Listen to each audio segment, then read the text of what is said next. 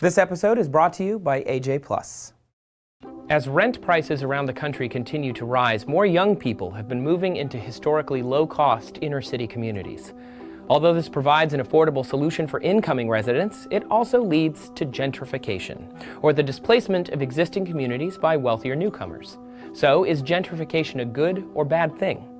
On average, first-wave gentrifiers are usually young, childless college graduates. Often they'll move nearer to their workplaces and public transit and farther from the suburbs.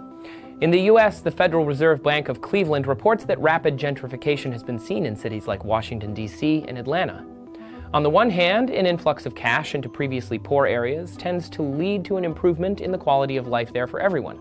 Landlords and property owners are willing to invest more into their homes so as to increase rent prices. Crime rates drop, and local businesses and governments generally see higher revenues. Gentrification also eases the strain on infrastructure and public services while lowering vacancy rates. However, as the social and financial demographics of a low-income area change, the effects on existing residents are mostly negative, according to the ESRC Center for Neighborhood Research. A sudden demand for housing raises rent costs, and without rent stabilization, many families are unable to afford the inevitable increase. This often leads to evictions, high rates of homelessness, and increased housing demand for still affordable surrounding areas. Gentrification also affects local businesses, as incomers have different standards and preferences.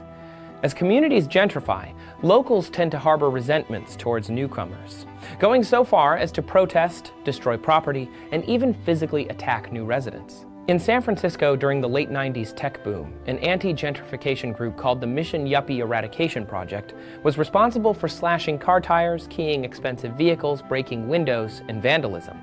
There are differing views on the role of gentrification in the way societies develop, and whether or not this practice is ultimately beneficial or detrimental to a community. Still, without significant opposition legislation like rent control laws or a decline in the overall housing market, gentrification is an inescapable phenomenon as people seek out affordable